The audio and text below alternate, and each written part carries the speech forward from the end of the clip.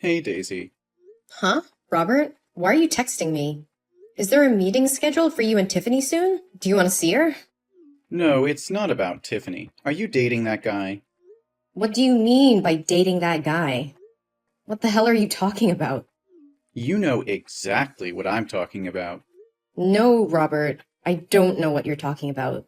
What if I'm dating someone for real? Anyway, I'm single. Don't you find it weird that your ex-husband is asking his ex-wife if she's dating anyone? We didn't even divorce on good terms. So that's the truth. You're dating your boss. Now I understand why you coldly decided to get a divorce. Don't speak so casually. You're being unreasonable. I'm not dating my boss. You're not dating, but the two of you went to see a musical together. It's proof that you're dating. I just don't know when it started. Are you really gonna deny that obvious fact? Why can't I go to the musical with my coworker? It was you who told me that women don't go to musicals with men they don't have feelings for. We've been to the theater together many times. It was just a coincidence. He also likes watching musicals, and his chair is right next to mine. We worked in the same department, so before we entered the auditorium, we sat and talked. That's all. Coincidence? How could anything in the world be so suspiciously coincidental? Why not? Can you explain why you and your mistress watched the same play with me when there were 5 different plays at the time? If it's not a coincidence, was it intentional? But you had a thing with him before. That's why you insisted on getting a divorce, even though I expected you to think again. Do not blame me. This marriage broke down because of you. I'm not blaming you. I've seen it firsthand. Did I hug or touch him intimately? You're the one who embraced your young lover as if you wanted to let everyone in the world know you're having an affair. It was you who allowed her to move into our house. You've been racking your brain on how you can move in with her. I've already fulfilled your wish. Are you still dissatisfied? Stop acting like the victim here. You still won't admit your fault. What fault? You had feelings for him, and you two had feelings for each other since before we divorced. Are we all like that? It may be like one person, hate for another. The grass is always greener on the other side, right, Robert? There's also the whole theory that even though you have a crush on one person, you're still looking for another? Does that sound familiar to you? Theory? We broke up, and nothing can be saved. Why do you have to make yourself the scapegoat all the time? You're such a good nitpicker. You get mad and say you've been cheated on, but I've been cheated on as well. When did I cheat on you? Speak it, specifically. You have feelings for your boss, and so does he. So the two of you publicly dated after we filed for divorce. So why am I the only one being tortured for having feelings for someone else? That's not fair. Did I do that to you? Did I insult or beat you? Or did I scold and force you to admit that you had an affair and even use my money to buy her a car and a house? You have a crush on someone else. Admit it honestly and apologize to me. Don't deceive yourself. I already have a hunch about this. No wonder he helped you so much in your work. We have no feelings for each other at all. Yesterday was really just a coincidence. You want me to believe that nonsense?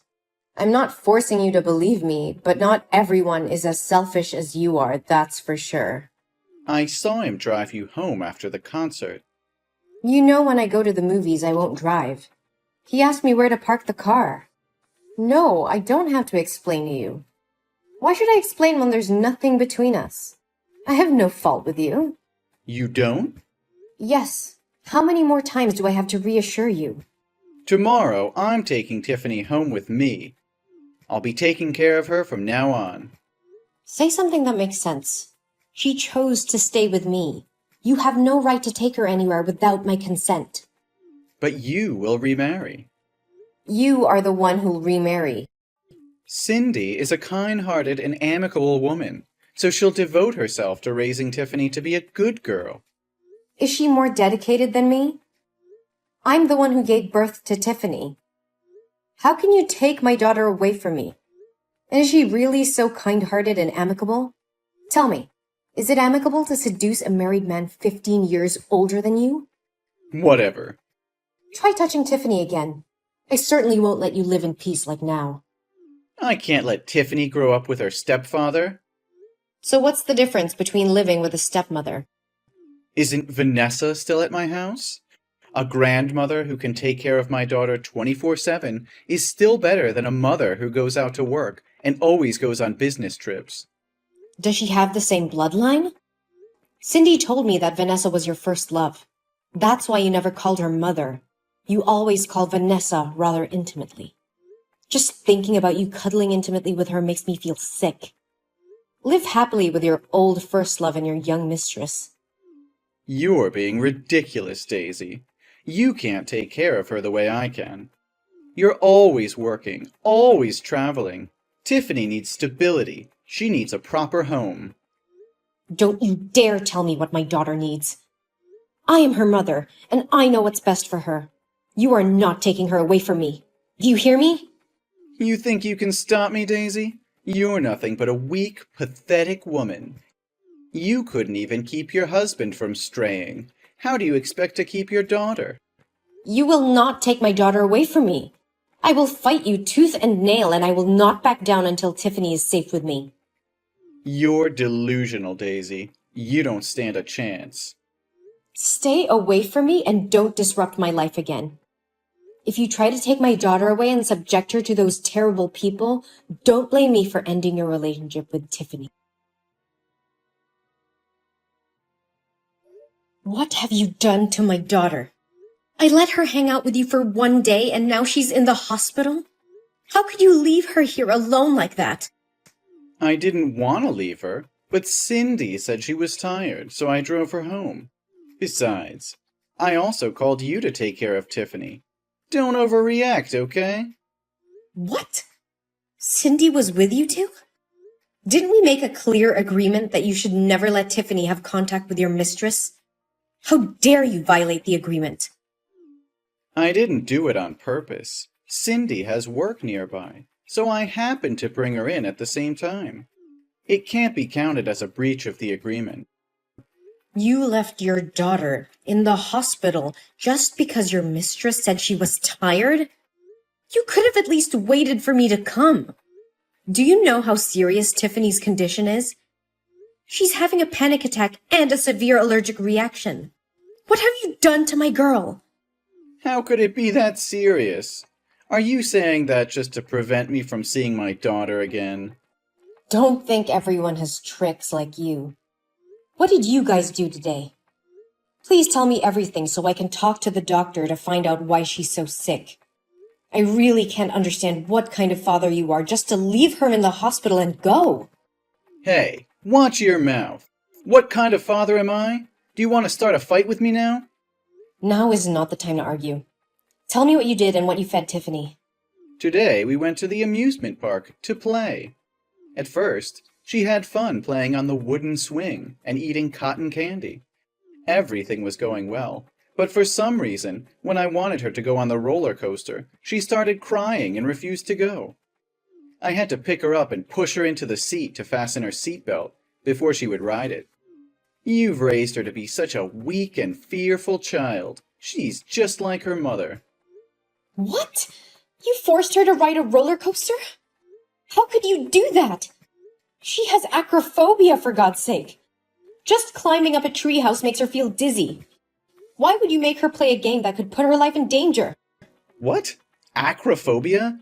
How's this the first time I'm hearing about this? Even if that's the case, it's just a mental illness.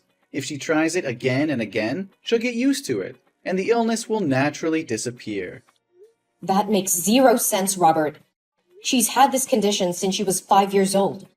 Don't you remember when she climbed a tree to save a kitten? And she slipped and fell to the ground from a height of 15 feet and was seriously injured? Since then, she's always been afraid of heights. You were there with me when we discussed it, and now you're saying you don't know anything? I guess that did happen. But you can't blame me. I have so many things to take care of that I can't remember all those little details. Little details? It's related to your daughter's life and you call it little details? Did you know that every time she's at that height, she becomes short of breath, nauseous, and cognitively impaired for days? Just a moment ago, while she was in a coma, she was still screaming, "Daddy, I'm scared!" That's impossible. After the roller coaster ride, she seemed healthy, just a little pale and wobbly. I just thought she was hungry because it was lunchtime, so I bought her a Snickers bar. And for no reason, after eating, she suddenly felt short of breath. She broke out in a rash and she fainted, so I took her to the hospital. What? A Snickers bar? Did you know that there's a lot of peanut butter in Snickers? Of course, everyone knows that. It's very delicious. You have completely lost your mind. Tiffany is allergic to peanuts. You bought her a Snickers bar even though you know she has a peanut allergy? She went into anaphylaxis, and the doctor said that if she had just been 10 minutes late with treatment, she may have never woken up again. I totally forgot about it. But why didn't she tell me about her allergy when I gave her the Snickers? That's irresponsible and dangerous. You could have killed her, and now you're trying to blame her for not telling you? She's just 7 years old, Robert. It is possible that she was in shock and panic after getting off the bullet train and ate whatever you gave her without noticing. But it's your responsibility as a parent to remember these things and take care of her. I didn't mean to harm her. I just forgot about her allergy. And it's not like you reminded me about her illness. How was I supposed to know? You should have known on your own. It's your job to keep her safe and healthy. I trusted you to take my daughter out, which means you have the responsibility to take care of and protect her. And now she's in the hospital because of your negligence. I can't believe you would do something like this. Okay, I get it. I messed up. But you have to understand that I'm under a lot of pressure. I have a lot on my plate right now.